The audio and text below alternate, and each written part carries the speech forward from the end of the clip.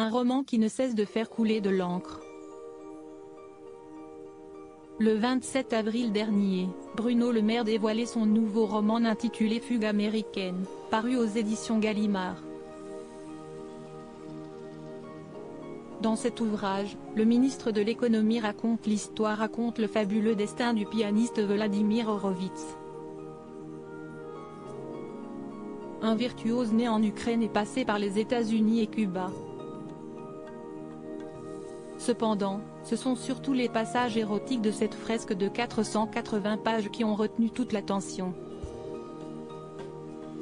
Un détail que n'a pas oublié de mentionner Anne-Elisabeth Lemoine à Bruno Le Maire présent sur le plateau de l'émission C'est à vous sur France 5, ce lundi 5 juin. De quoi faire même rougir les Français, selon le Wall Street Journal sorti mercredi dernier. Point. C'est ce que vous disent les Français? Vous sentez que vous les avez rougir, surpris voire choqués?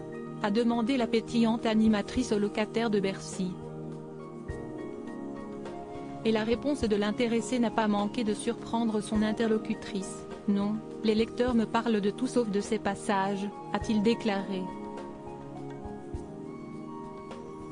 Avant de donner plus de détails, il me parle de musique, il me parle de Cuba, de l'aventure du livre. Des échanges avec ses lecteurs qui rassurent un tant soit peu l'écrivain en herbe. Les choses se décantent et peut-être que ce livre va en fait n'être lu pour ce qu'il est. A avoué l'époux de Pauline Le Maire. Et de conclure avec un certain optimisme. C'est-à-dire l'aventure d'un géant de la musique du XXIe siècle qui s'appelle Vladimir Horowitz et qui est à mes yeux l'un des plus grands pianistes. Ainsi, Bruno Le Maire est plus que satisfait par l'accueil du livre. Supérieur à Elisabeth Borne, Bruno Le Maire. Découvrez les ministres à leur début de Bruno Le Maire, bientôt dans les librairies américaines.